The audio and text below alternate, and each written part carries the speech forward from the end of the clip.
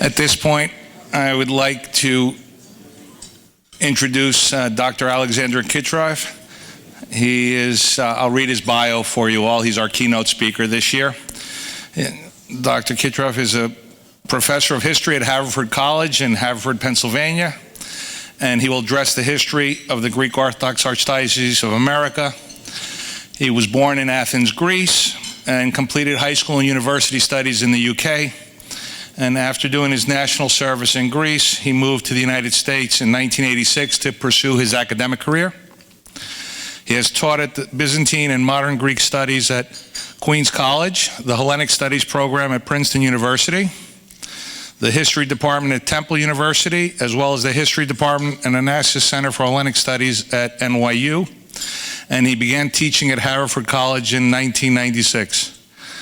He holds a BA from the University of Warwick, an MA from the University of Kiel, and a doctorate from Oxford. His research and publishing focus on nationalism and ethnicity in modern Greece and its diaspora, and its manifestations across the broad spectrum from politics to sports.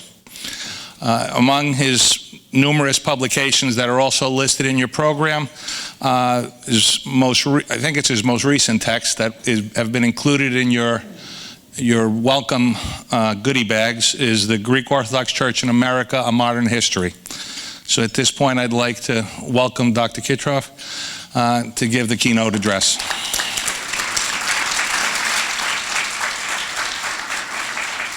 Sevasmiotate, ladies and gentlemen, it is a huge honor to be with you here and to share with you my work on the history of Greek Orthodoxy in America, based on the book that was mentioned and that you have seen, which covered the history of Orthodoxy from the beginning of the 20th century in America straight through.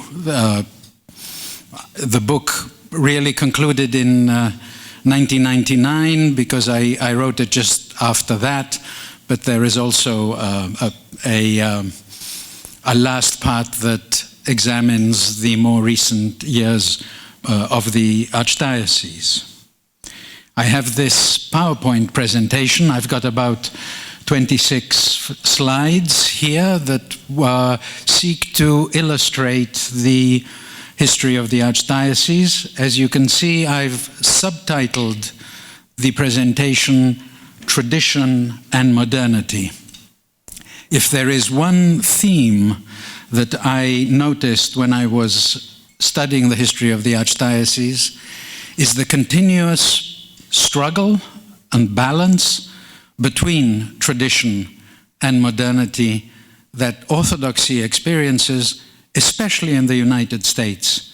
Orthodoxy, of course, is rooted in tradition, its ties to the ecumenical patriarchate and the history of Orthodoxy in the Eastern Mediterranean on the one hand, but on the other hand, here in the United States especially, it faces the cross currents of perhaps the most rapidly modernizing society in the world. How to do that, how to balance between the two, must be a great challenge. Throughout writing this book, aside from my academic status as an investigator, I also stood in awe of all the leaders of the Archdiocese who had to navigate through the challenges of tradition and modernity. The book was written between 2012 and 2015. It's my obligation to express my gratitude to Archbishop Dimitrios, who gave me the permission to work in the archives of the Archdiocese in New York. The Jaharis Family Foundation, who extremely generously gave me a grant that enabled me to remain in New York for a period when I was visiting the Archdiocese on a daily basis, looking at the archives. I want to thank Leadership 100 and the Stavros Niarchos Foundation for having funded the classification of the archives of the Archdiocese. Without the classification, I would have been looking through a lot of papers in boxes without knowing where to start and where to end. May I say that the archives of the Archdiocese are the best kept archive of all Greek American organizations. They are really a history not only of the Archdiocese, not only of Orthodoxy, but of Greek America. They're really an extremely valuable source, and of course attest to the centrality of the Archdiocese in the life of Greek America. I'd like to thank Niki Calais, the archivist, who was a companion through this journey of mine.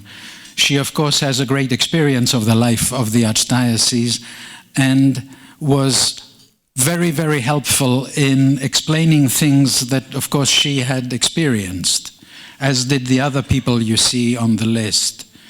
Father Robert Stephanopoulos, who at the time was still had his library at the cathedral in New York, and I used to go there regularly, and we should just sit there and talk.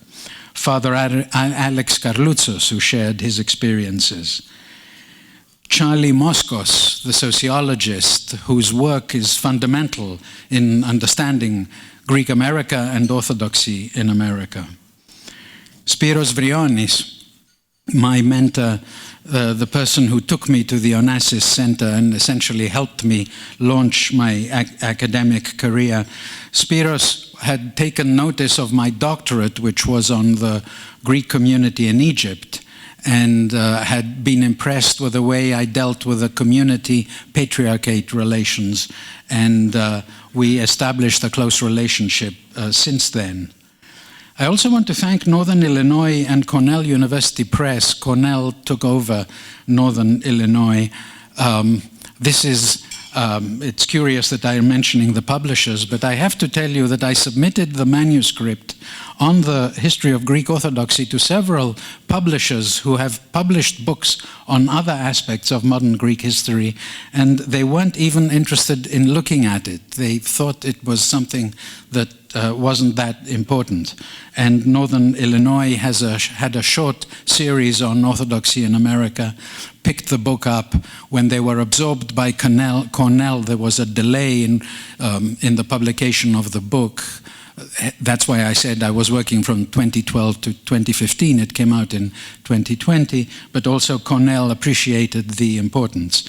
It's very important for us as Greek American scholars to have the publishers and publish in mainstream university publishers, which help these books get noticed by the academic community and beyond.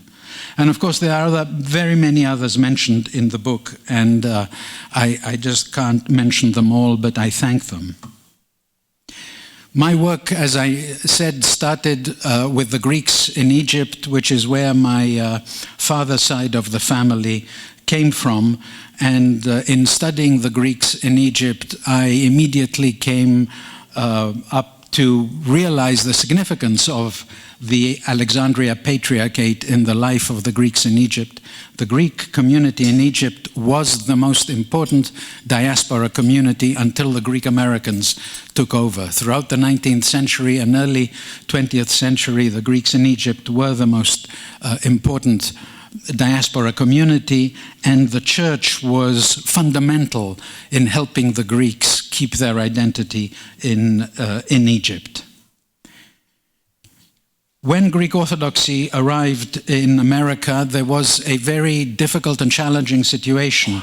There was already the presence of Russian Orthodoxy. There were many instances of worship in churches where Greeks, Russians, and Slavs worshiped together, but there was also a lot of rivalry. There were clashes. The Russian church tried to take over Trinity, the cathedral in New York. So it was a very difficult time for the history of Orthodoxy in the beginning. There was also, of course, the xenophobia and stereotypes that we know about.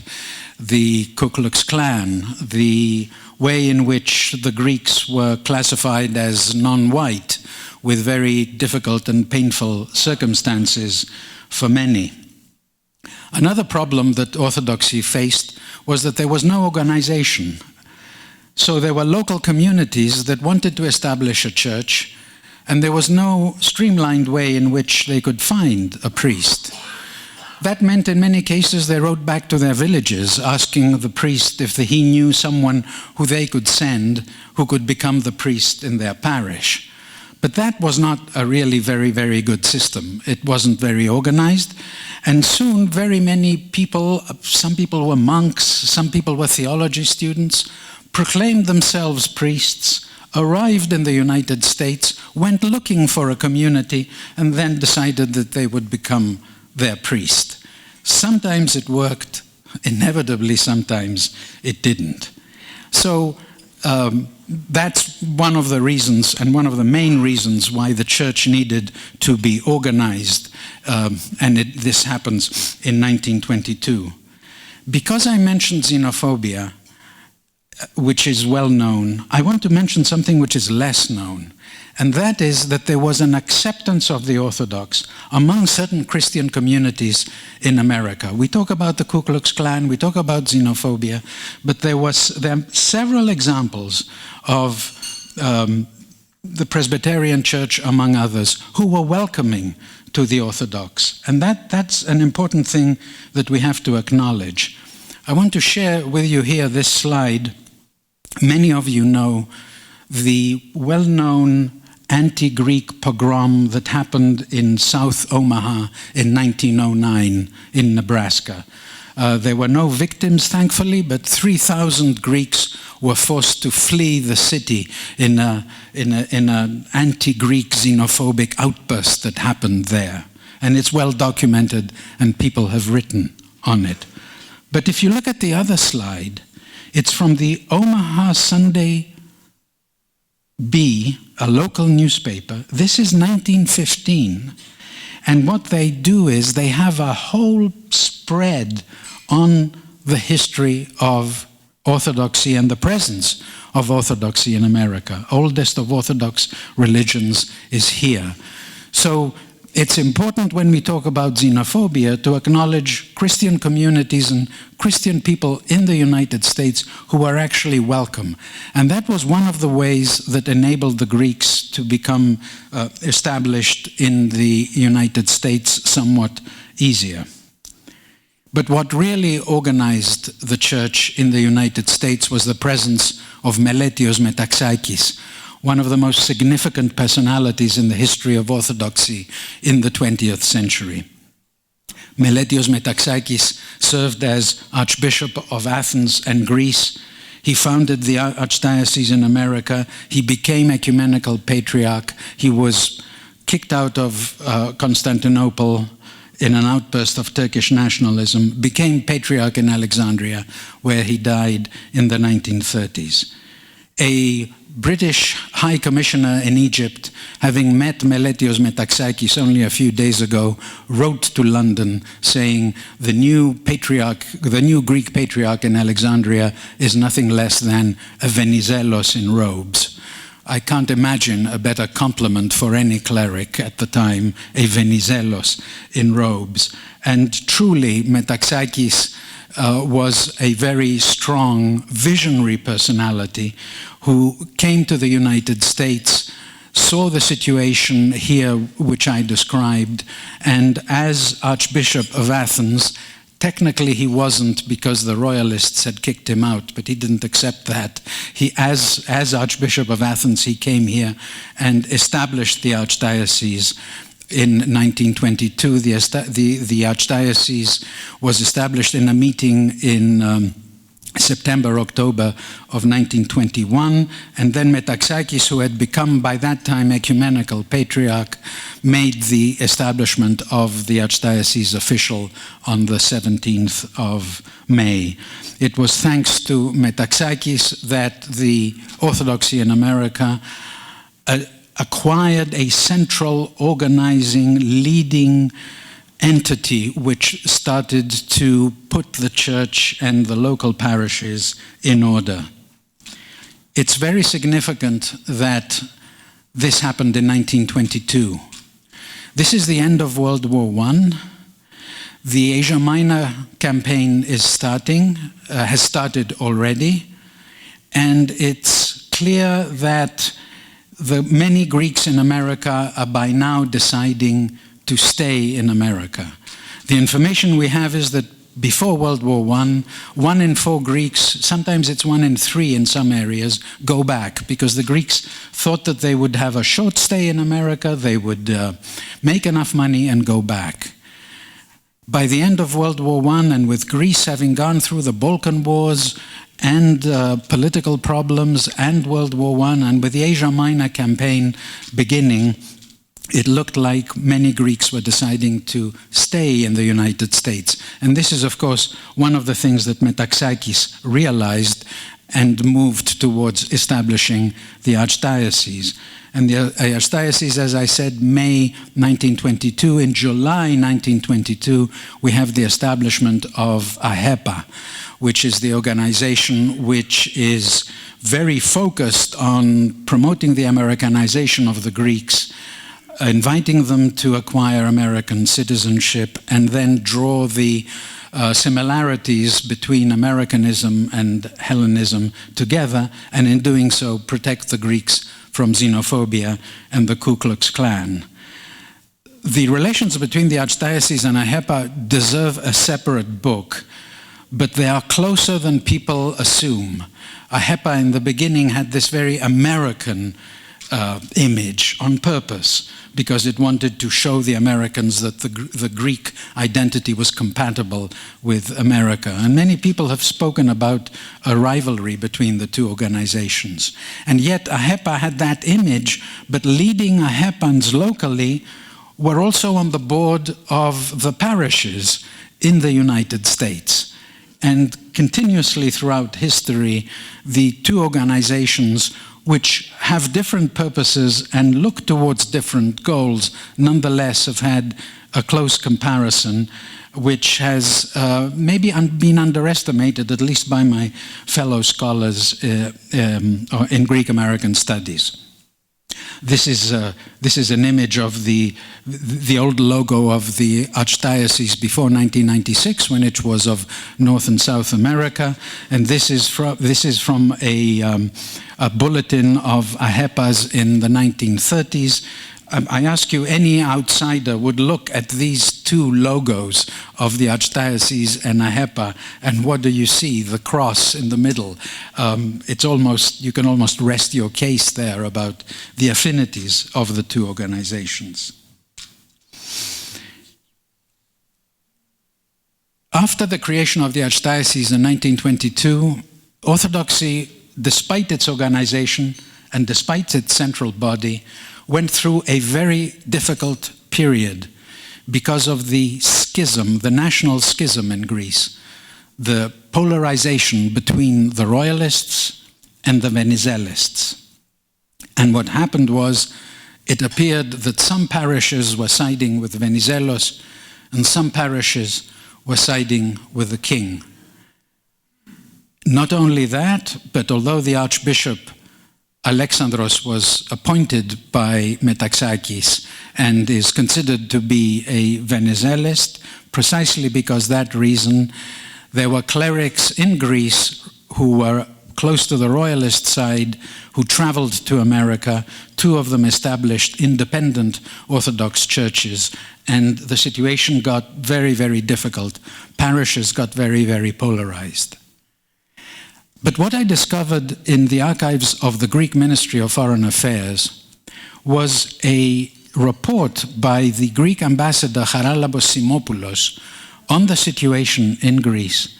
And Simopoulos explained to the Greek foreign minister, it's not the church which is divided. It is the Venizelists and the royalists locally who are using the church to promote their own side and their divisions. And this was a very eye-opening thing for me, because it makes it clear that the problem was locally the Royalists and the Venizelists had their own agenda. They wanted to support their own sides, and they saw the local parish, the local church, the local priest as a way in which they could further their own goals. And I don't know, instances in the liturgy when the head of state had to be mentioned created false controversies. And there was a difficult situation in the 1920s, with even police sometimes called into parishes when fisticuffs broke up. That is why there was an intervention from Greece.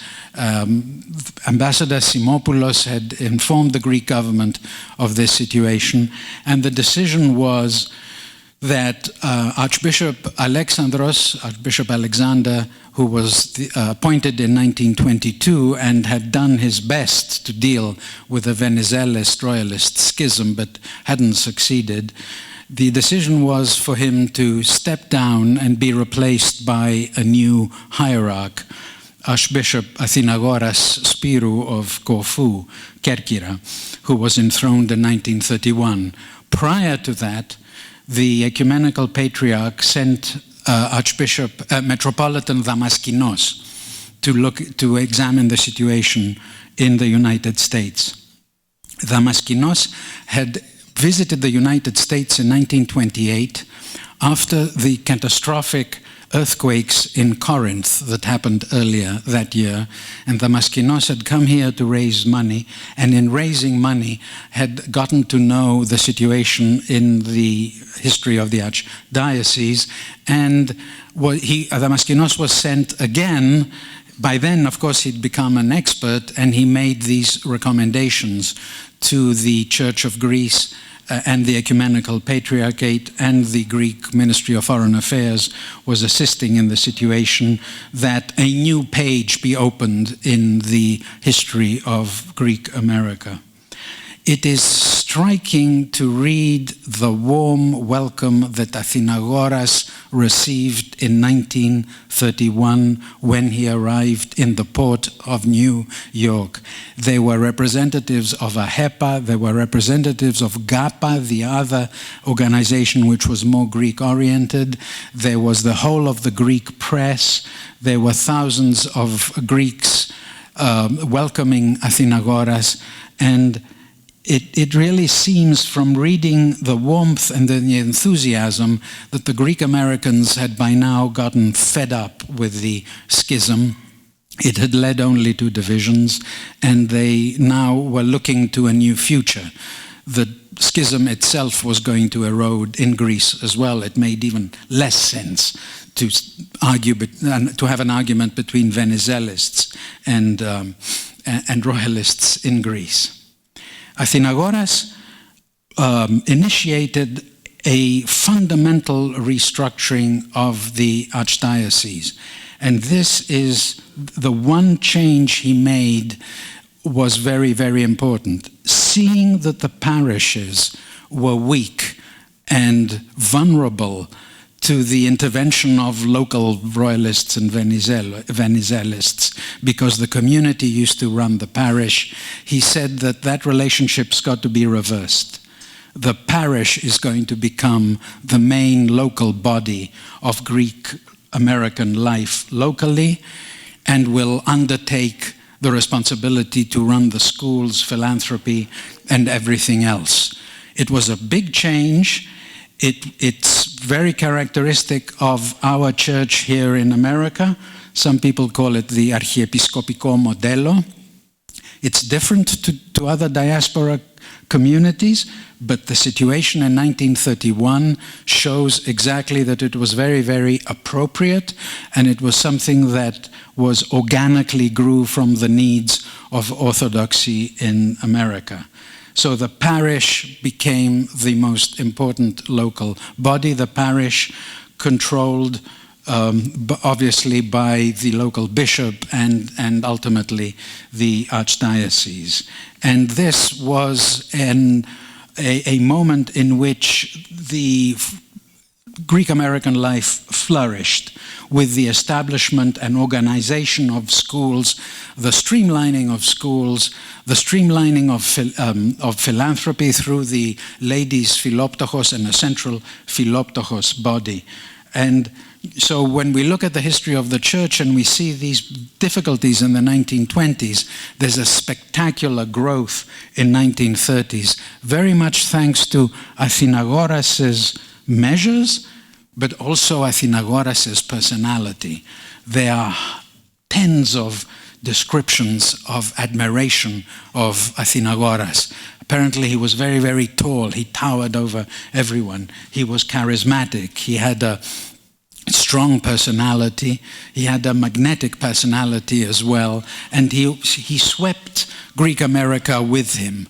And suddenly now, in the 1930s, Greek America and Greek Orthodoxy embarked on this new important trajectory.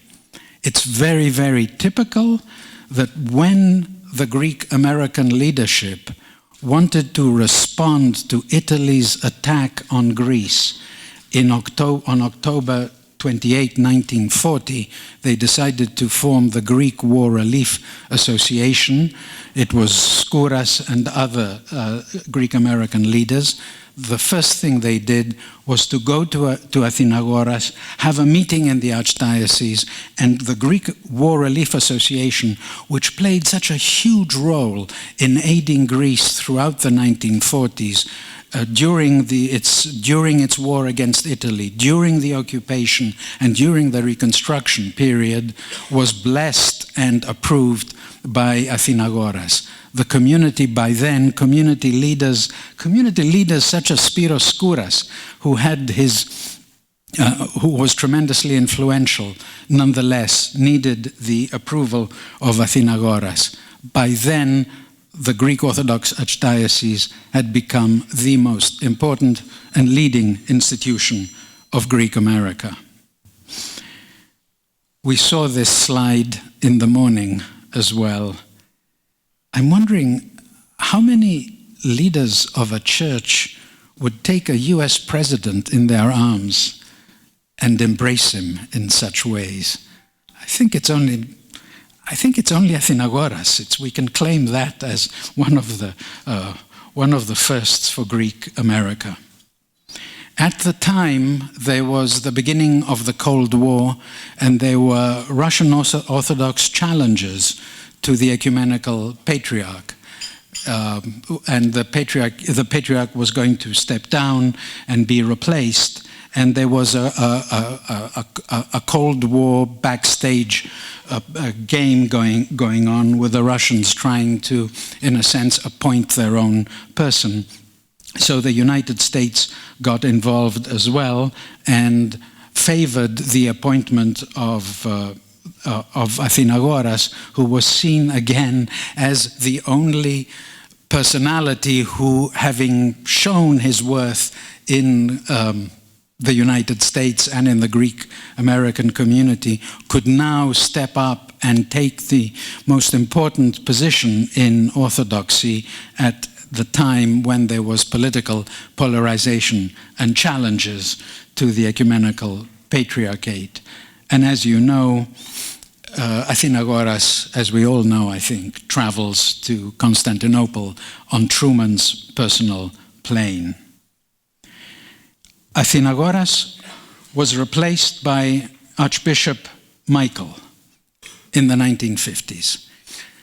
The eminent historian of Greek America, Theodore Saloutos, describes the 1950s as Greek America's age of respectability. It was the time when the second generation of the original immigrants had now moved into their prime. There was clear upward social mobility. The Greeks were not working anymore in the mines of Colorado and in the textile industries of New England and so on and so forth. There were now a new entrepreneurial class was emerging. Greek America's complexion was changing socially.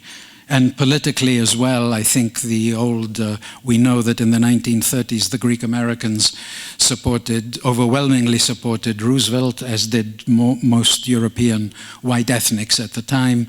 By the 1950s, we have the emergence of the choices among the Greek Americans being divided among the Democrats and the Republicans because of this upward social mobility that takes place. This was also a time of religious effervescence in the United States. I'm talking about the entire country. It was a reaction to the horrors of World War II and all that had happened during the 1940s. So there was a turn to spirituality. People sought refuge in religion.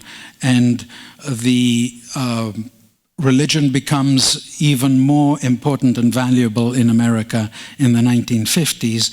And that, in a sense, helps Orthodoxy, but only to some extent.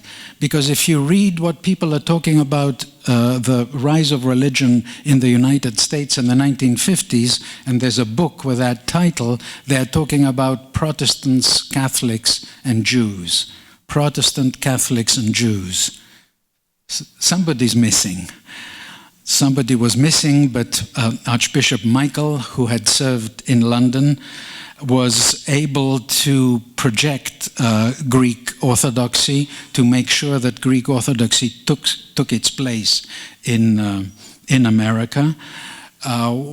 Prior to his efforts to make Orthodoxy being accepted as an official religion in the United States, he also had to deal with the era of respectability consequences, which was the rise of a second, third generation of Greek Americans that were speaking English.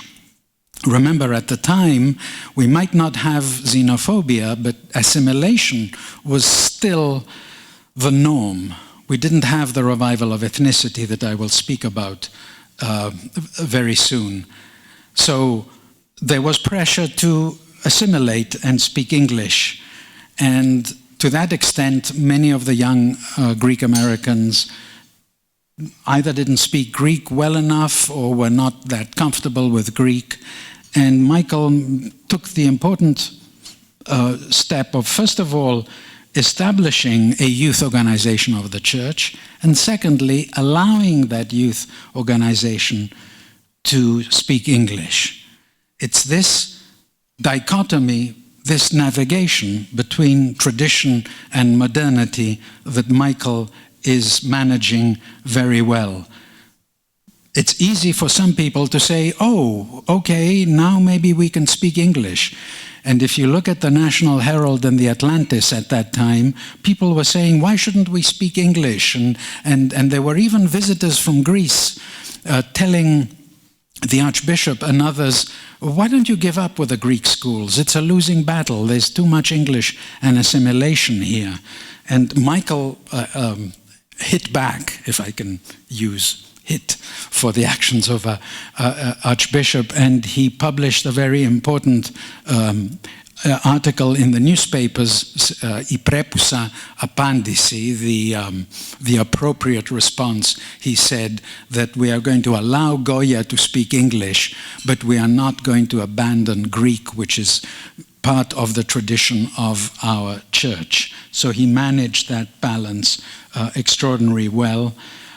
And Goya flourished in the 1950s, and many of you might know through your own families the success story of that organization.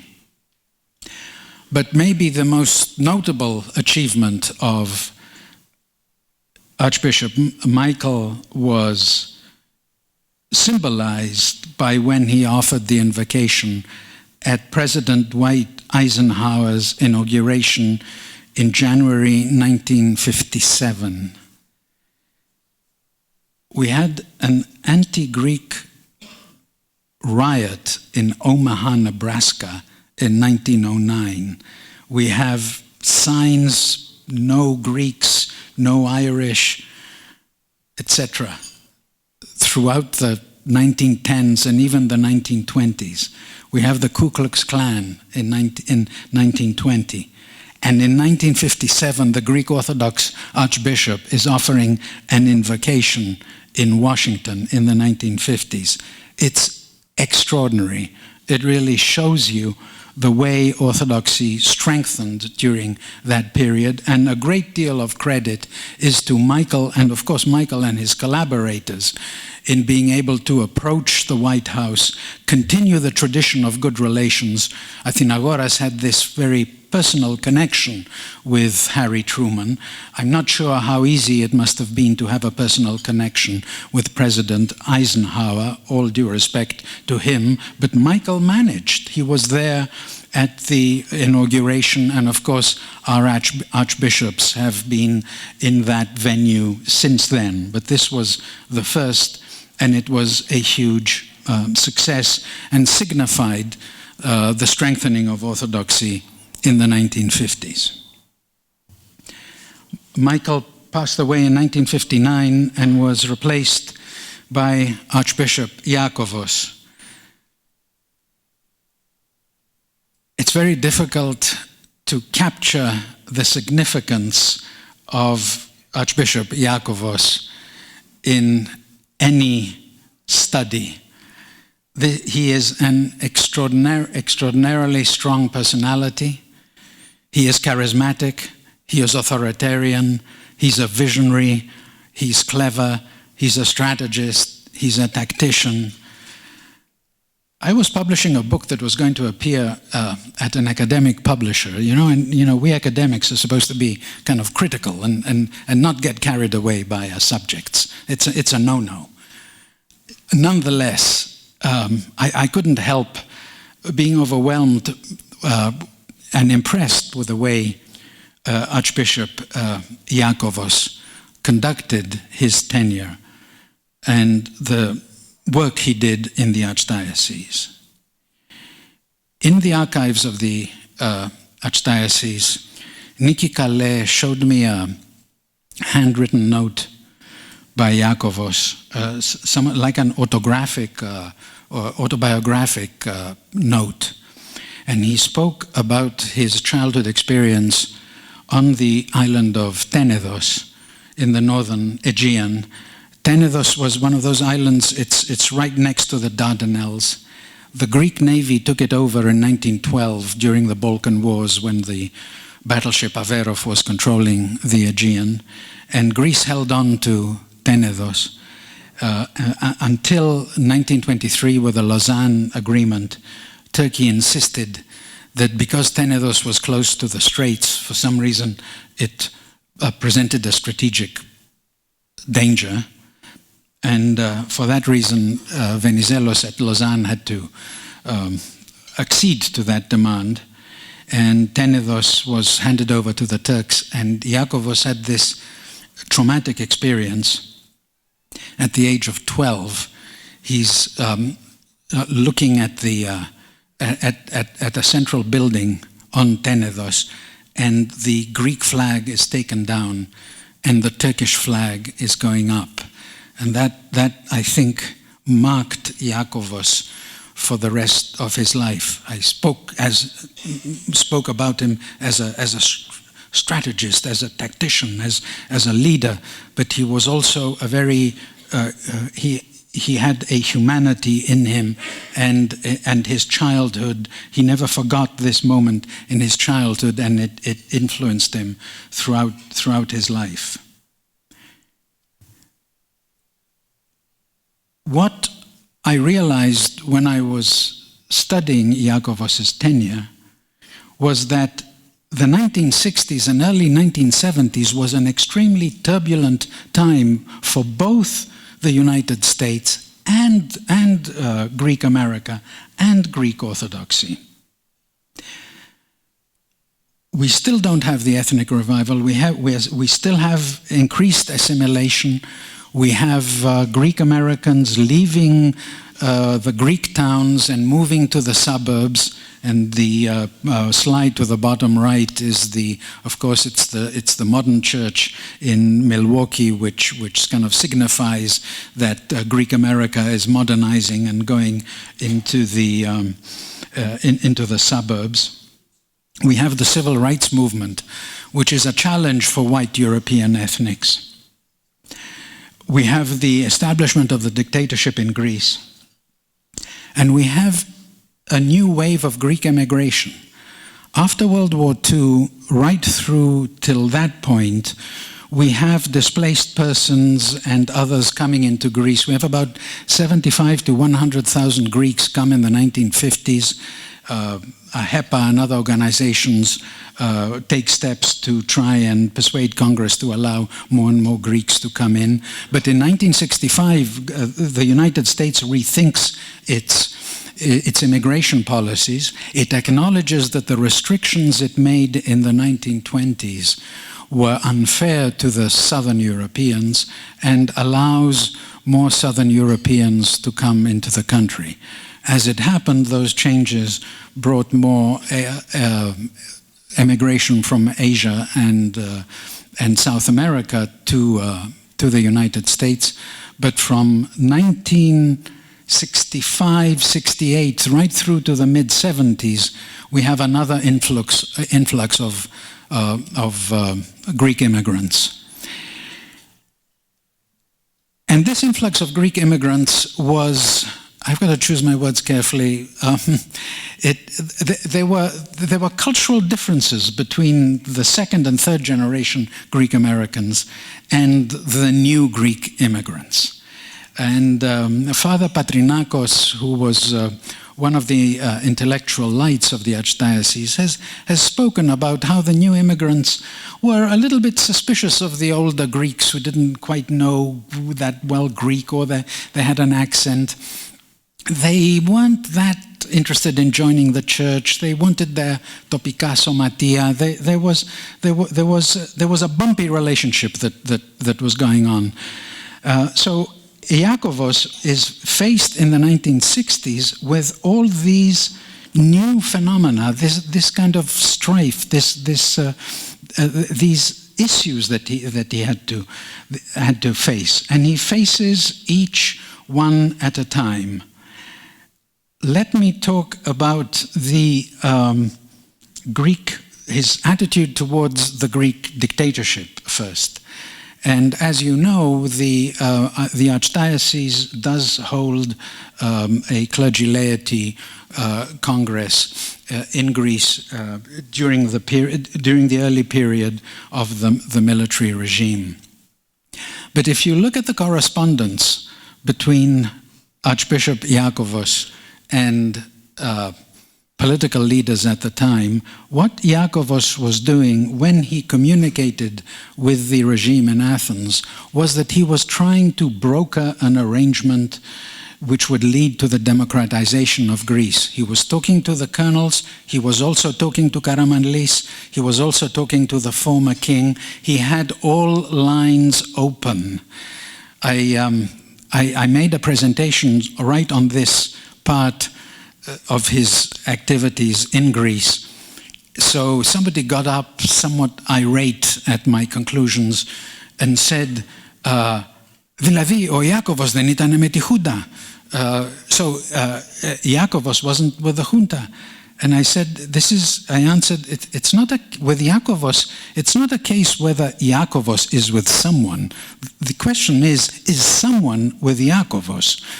And what happened with the colonels was they failed. And having not taken Iakovos's advice to reform, in 1973, he writes a letter to the State Department in which he describes the tyranny, the dictatorship as a tyranny. The letter is leaked to a leading Greek-American journalist, Nicholas Gage, who publishes it in the New York Times. And everyone is shocked the regime in Athens says, we don't know anything about this. And Iakovos says, I don't know how this happened, etc. But it's there in writing. The regime is a tyranny. That's the way Iakovos dealt with the colonels. How he dealt with the civil rights movement is, of course, extremely well known to us. It's one of the pinnacle moments of the history of Greek Orthodoxy in America, when Iakovos, against the advice of many other Americans, we must acknowledge that, because he was a leader, he was a visionary, decides to go down to Selma and march on the side of the Reverend Martin Luther King. And that moment in the history of Greek Orthodoxy really shows how Iakovos is balancing between tradition and modernity. Because when he was asked, what did you feel when you were marching in Selma? He said, when we were marching and we saw the National Guard and the other people on the sides yelling and shouting at us, I felt that we were the Greeks marching, and on the side they were Turks. And this is a wonderful combination. In other words, you stand by social movements because your history has also been a social movement against the oppression of the Ottomans and others. And Iakovos saw this and made this extremely important step in March of 1965.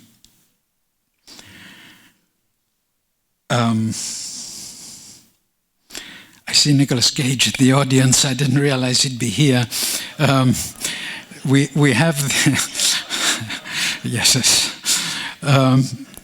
we have the revival of ethnicity in the United States. White ethnicity gets legitimized. This is thanks to the civil rights movement.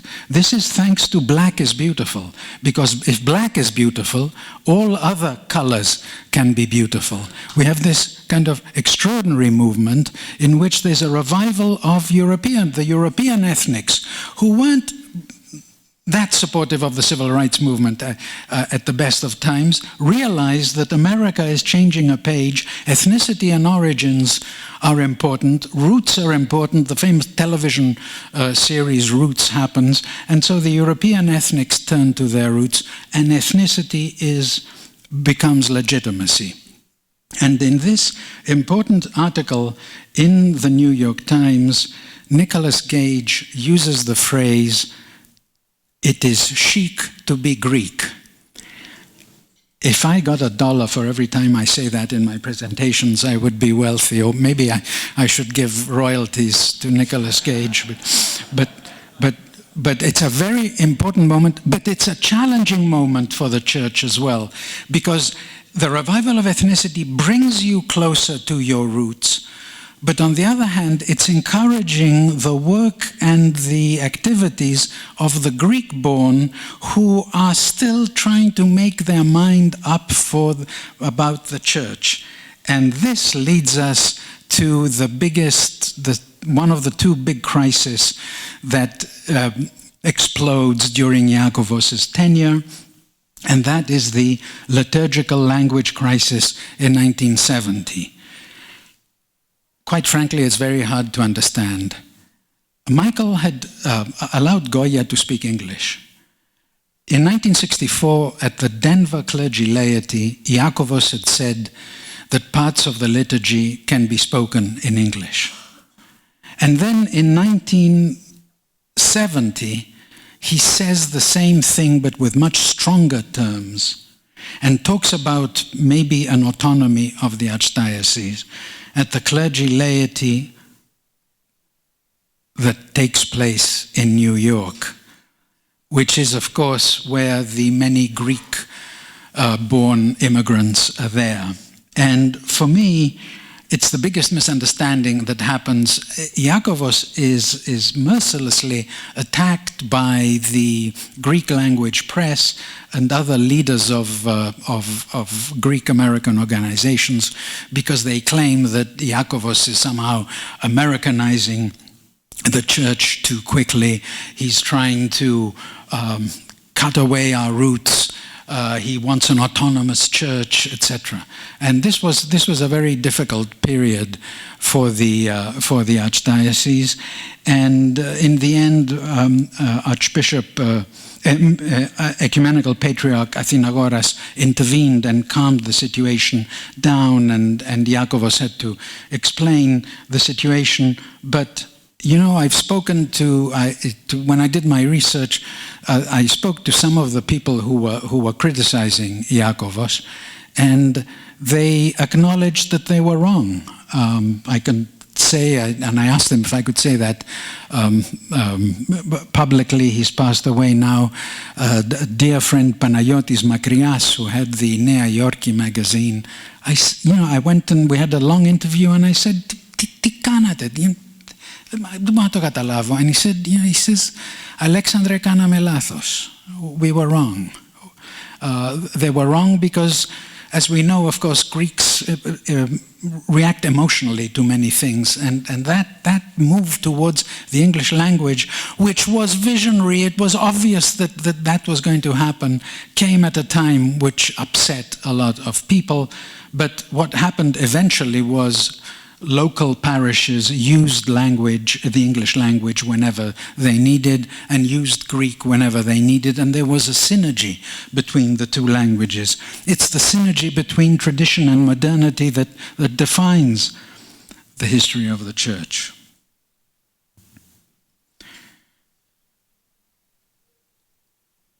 The photographs that you can see is a major award that Iakovos receives from President Carter. I'm going to do this history backwards. In 1978, President Carter persuaded Congress to lift the Turkish arms embargo. The Turkish arms embargo was Congress's response to Turkey's invasion of Cyprus in 1974. And it was the work of Eugene Rosidis of AHI, of AHEPA, of many other Greek-American organizations. It was a success of the Greek-American lobby.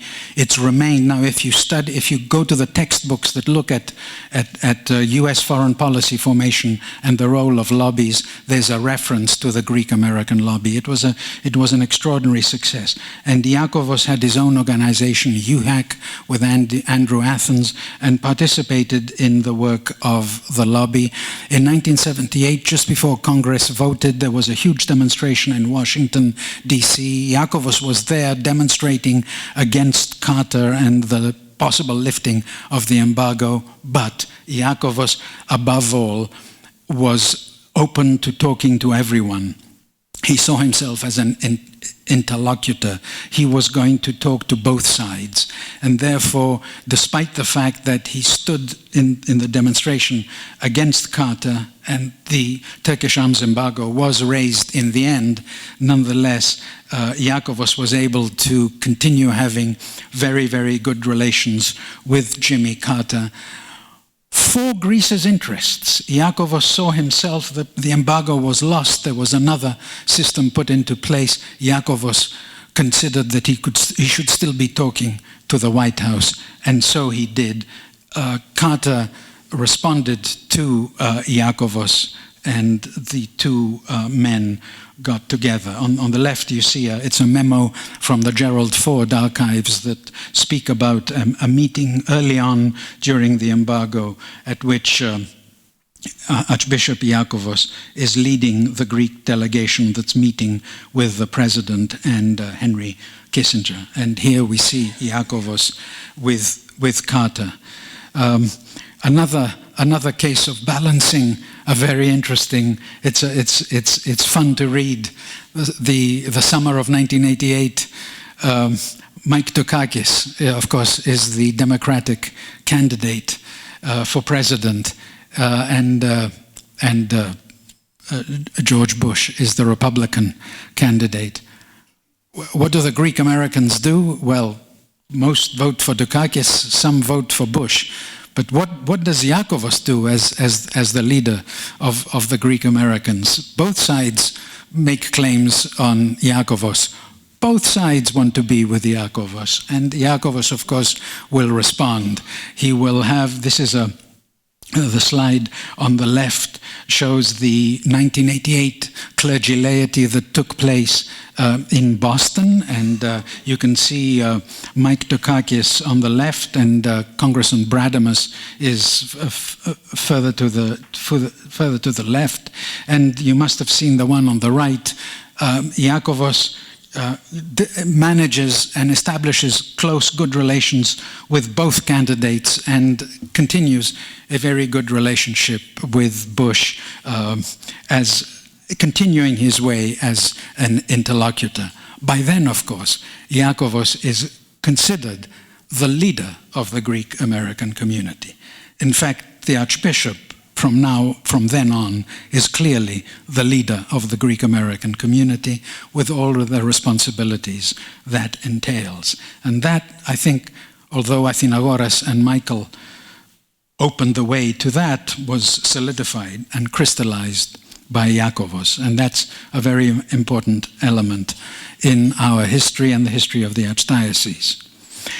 Embracing modernity also meant upgrading and empowering the ladies Philoptochos. And Iakovos was very supportive of the ladies Philoptochos, and his support of that organization was critical. It's obvious by reading the archives how much the ladies Philoptochos flourished during Iakovos' tenure.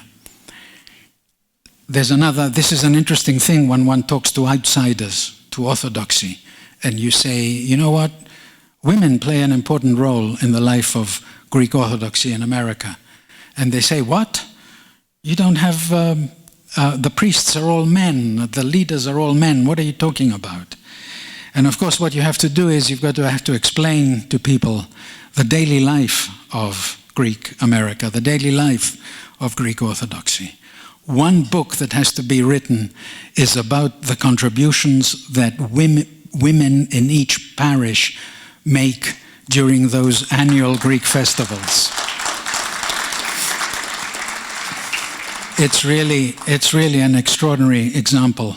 Those festivals wouldn't take place without the voluntary help of those. I said one book, there'd be many, and articles, etc. Remarkable. And of course, the philanthropy that the Philoptochos engages in is very important. I come now to the second crisis in the otherwise impressive tenure of Archbishop Iakovos, and that is the Pan-Orthodox Gathering, which took place at Legania, Pennsylvania in late 1994, late November, early December. This is the New York Times of December 5, I think. I can't read the thing very well. Front page, a small entry in the front page. Orthodox churches move towards unity. And then inside on page 22, the article describes leaders of 11 Orthodox churches in America plan unity move. This is what happens when you balance between tradition and modernity. You know, we tell history students that when we look at the past, you've got to do two things. You've got to explain, and you've got to understand. You can explain why things happened, but you've also got to understand why things happened because of the context.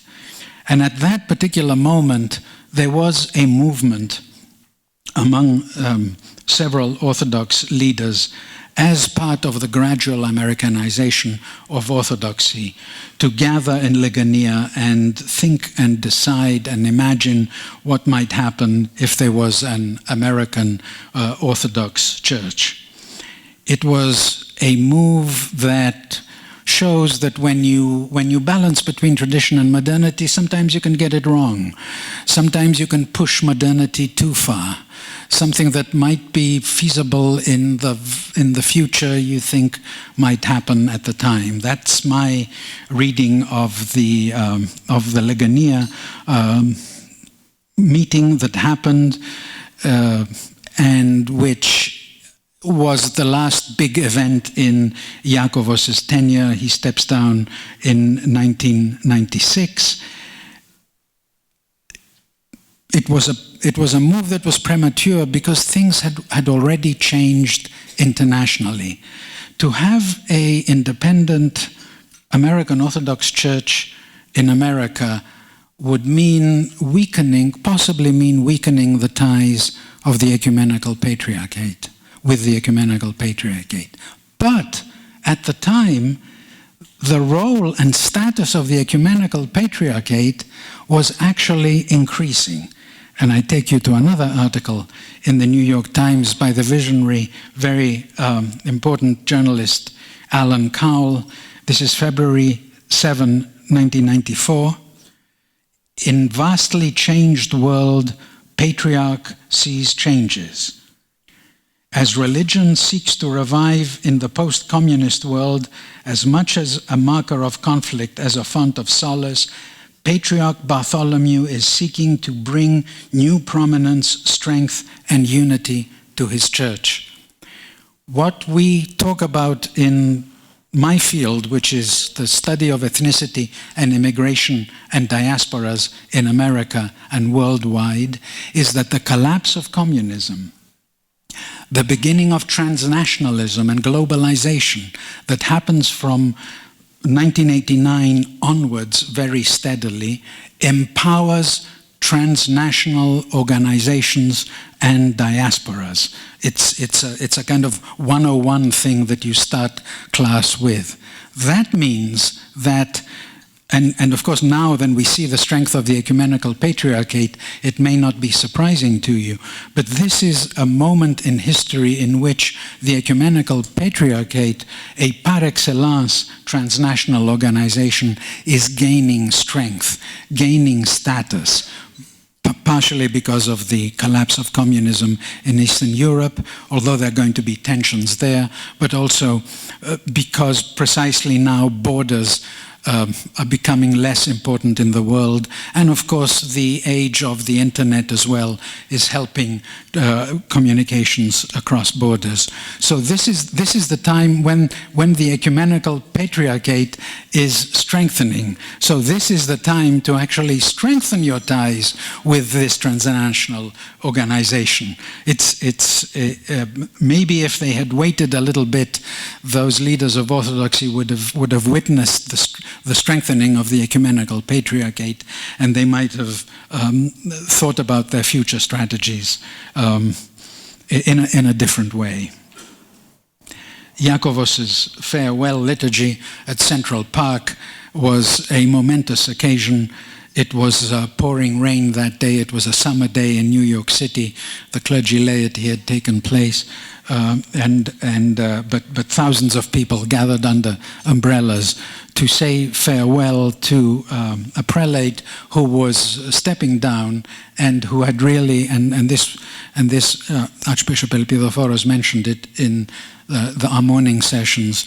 He is the leader of Orthodoxy who really establishes Greek Orthodoxy and all its significance in America, and it's a momentous farewell to this leader.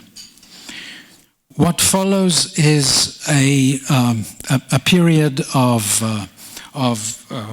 difficulty in the life of the Archdiocese. My reading of it is that Archbishop Spiridon maybe have thought that since modernity was moving too fast, that maybe going back to tradition rather quickly might have been the solution. That's my kind of sense of the difficulties that took place between 1996 and 1999. However, when we think back in that period of the Archdiocese's history, we've got to recognize certain positive moves. And This is the person at the center is Greek-American John Rassias, who's a nationally known, acknowledged language teacher at Dartmouth College. Rassias is given the responsibility to chair a commission on the future of the Greek language and culture in the United States. It's an extraordinary document. Again, during the morning session, we saw the quality of mind that exists in the clergy of the Archdiocese.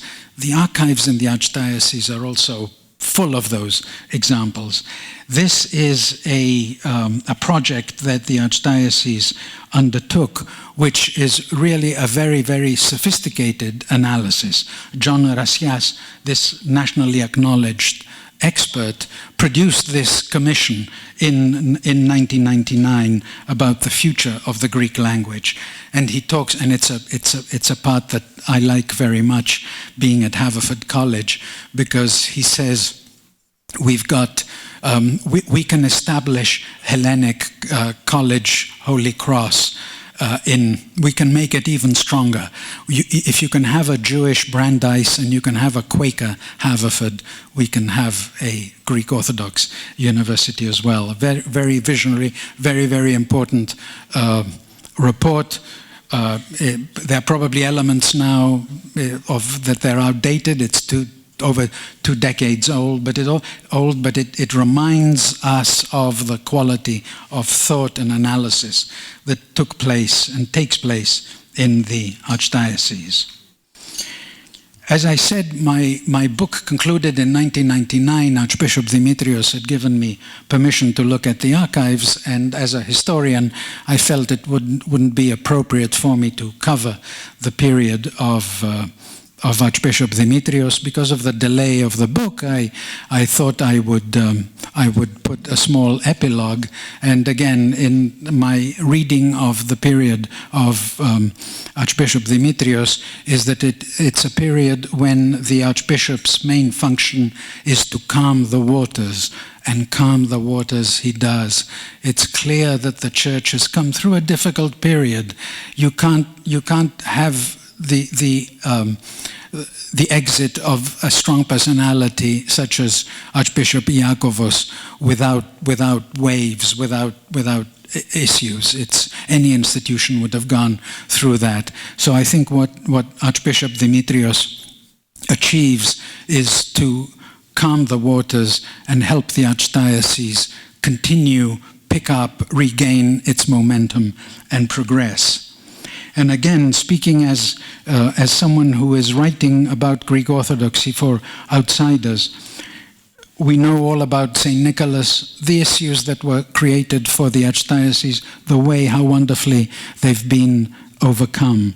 But for me, the most important element of the St. Nicholas project is the fact that Greek Orthodoxy decides to establish a national shrine.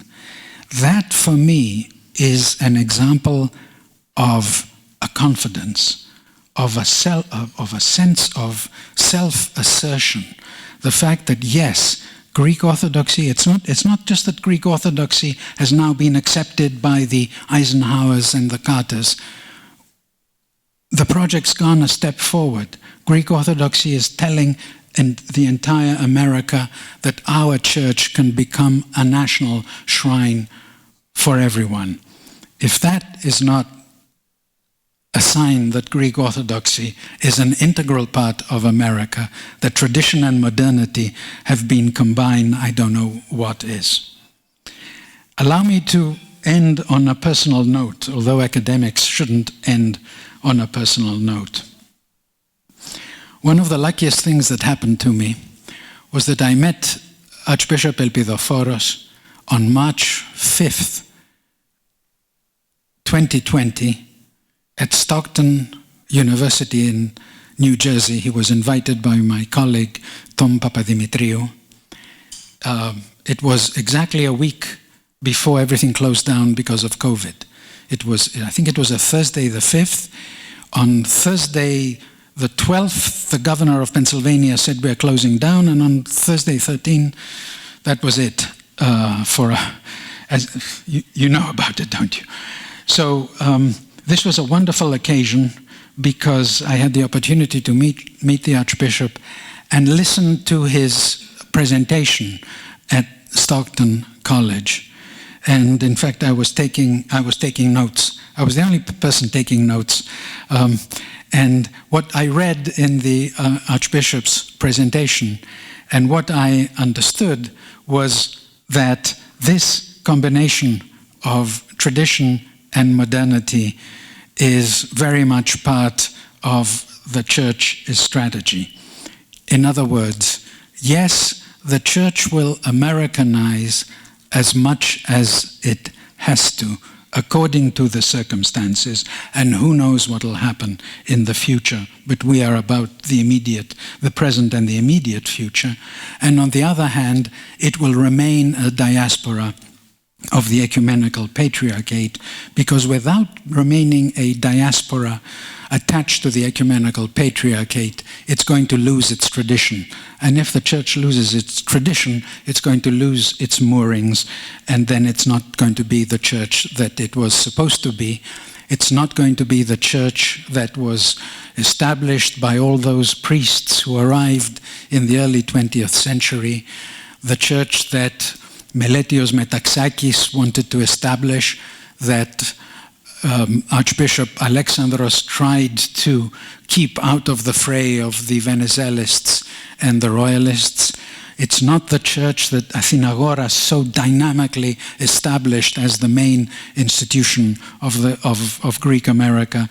It's not the Church that Michael was able to take through the 1950s and take it into the White House, as it were. It's not the Church that Iakovos built. Without the ecumenical patriarchate, without tradition, the Church cannot survive. The modernity and tradition is something that the Church has dealt with over 100 years. It's dealing with it now, and I think we all have the confidence with its new leader, not underestimating these challenges of navigating between tradition and modernity, but with our new leader, I think the future is going to be bright. My mentor, Professor Vrionis, was always asked, what do you think about this and that? And he said, I'm a historian. I'm not going to tell you about the future. And then he did it. And now as a historian, I'm telling you, I'm sharing my confidence that the future is bright. Thank you very much.